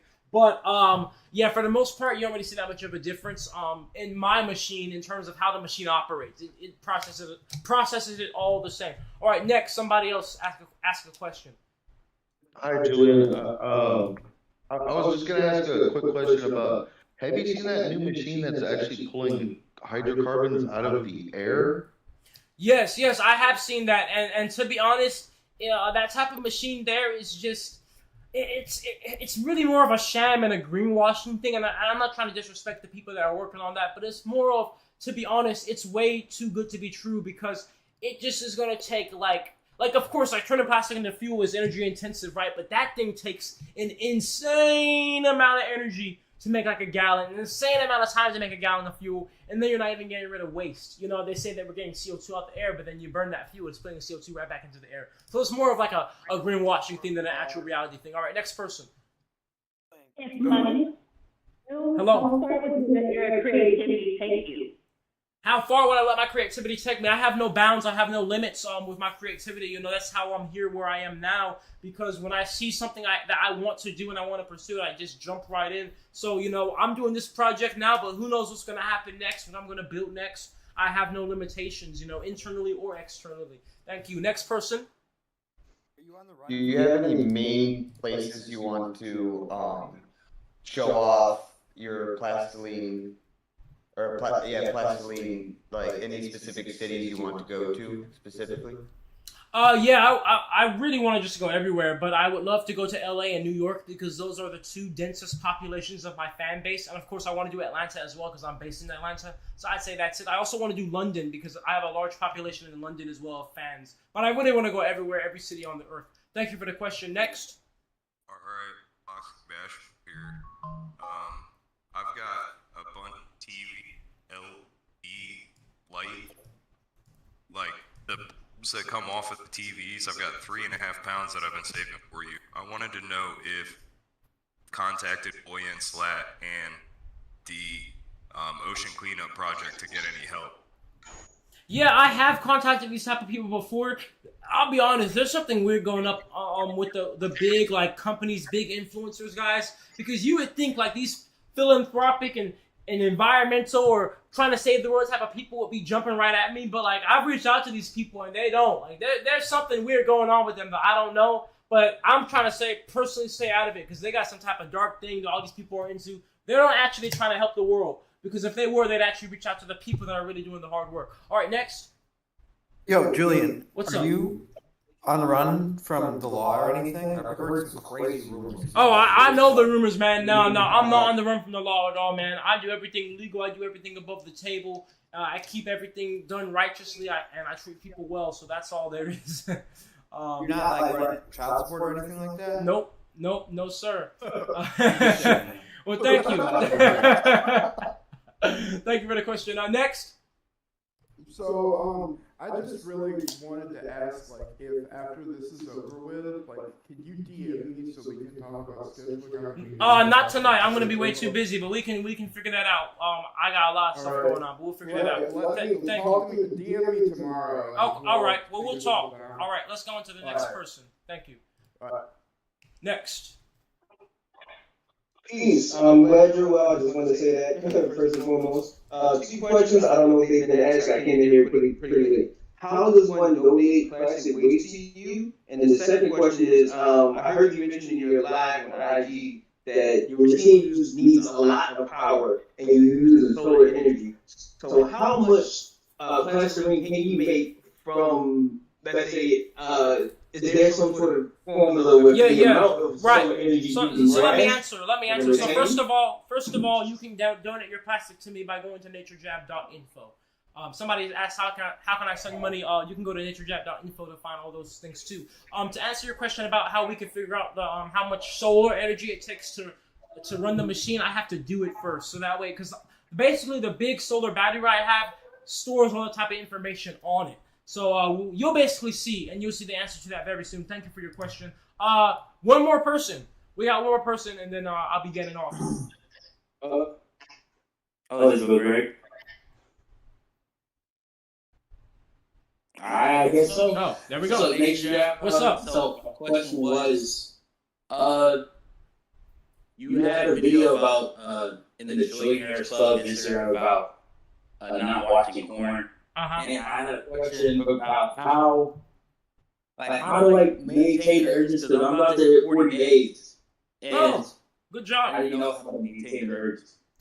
To be honest with you, I would say the best thing to do is you want to make sure that you are spiritually grounded, and you're doing those type of things, but also you have to make sure you're building something, because at the end of the day, it's a simple equation of power and energy, and it's like if you're building something, you have something better to put that energy and time into, right? So you need to build something you really care about, something you really want to see grow. And I don't care what it is, but it needs to be something that's not degenerating to you, like, that industry. So that's what it's all about, man. But I commend you.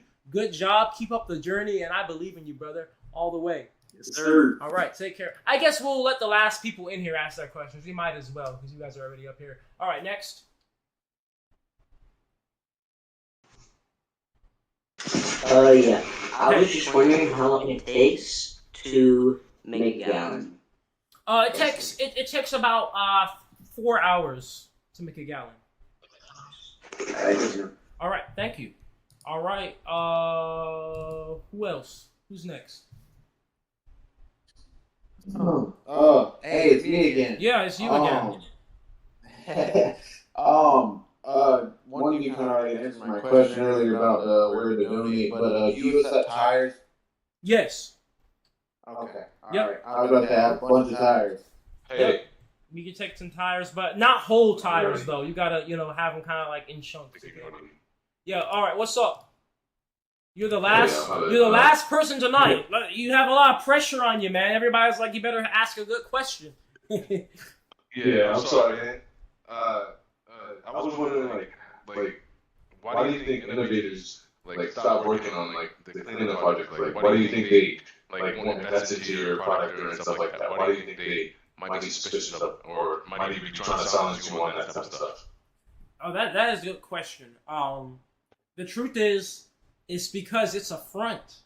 They're doing these cleanup projects to manipulate the masses. They're doing these cleanup projects and coming off philanthropic, so that way you think that they're a good person or this. They don't actually care. Because, it's not even about me. There are so many people doing amazing things that just need a little bit of help. And it's like, if you're coming off like you care about the world so much, you would reach out to these people. But they only reach out to the people in their circle, the people who are willing to sell out their values and be, taken advantage of. You see, me, I never let anybody take advantage of me. That's why I still, to this day, after doing this for so many years, so many millions of followers, I don't have investors, because I'm not going to let somebody come up and tell me I'm worth only half of my company just because they can throw money at me, right? And so that's what it's about. They want power, and they are getting power from the public by pretending to be good people, and they're only going to work with people who will basically suck up to them and give them power by letting them take advantage of them. They don't care about the world. Think about it. It's this simple. If the people that had the money cared about the world wouldn't be in the state it's at. It's that simple. So that's all it is. But don't worry, because I'm here and I care about the world, and I'm going to be building a league of people who care about the world truly, and I'm going to make sure I shout out and support everyone every way I can when I'm in that position to have that type of power, to have that type of outreach like that. You know, whether that's the finances, the awareness, the publicity. I'm looking for the real ones that have that real passion and that real drive, and the real ones that know we're not going to sell out. You know, I'm looking for those type of people, and we're going to come together. We're going to build the Avengers, because that's what it really is. And I'm tired of it, because, man, I tell you, when I first got on the scene, I remember my first TikTok video ever blew up, got 1 million views, and I'm like, I'm done, bro. They're all going to reach out to me. This dude, this big YouTuber, this big scientist. Silence. I'm like, okay, well, let me reach out to them. Silence. And I start to realize, hold on. It's because they don't care. Because I know they see me. But they actually don't care. It goes against the fakeness, because I'm real. And if I was around them, their fakeness would get exposed. And, of course, they can't have that. So that's what it is. So, one more question, if you have the time. Yeah. Like, so you think, like, the genuinity and authentic side of you that shows, like, that you want to actually help people, like, that's what strays them from wanting to invest into you? Yeah, because it's an evil world we live in. It really is a truly evil world. And you know, people can call it a conspiracy all you want, but it's a simple equation. If the world was a good world, we wouldn't have a company that has $1 trillion, and they're the biggest single polluters, and then they're not held accountable. It's that simple. Why does it take so many years for the governments to put a ban on plastic going to the ocean? If we have people in the world who actually cared, it should be done overnight, right? Simple as that. So that's all I have to say about that, to be real with you. I agree with you, man. Yeah, man. So thank you. Good question. So yeah, guys, that's why I tell you guys, it's really about inspiration. That's why I'm here. Above all else, it's about the inspiration. It's about getting the idea out there, getting the energy out there, inspiring something to grow within your spirit, within you.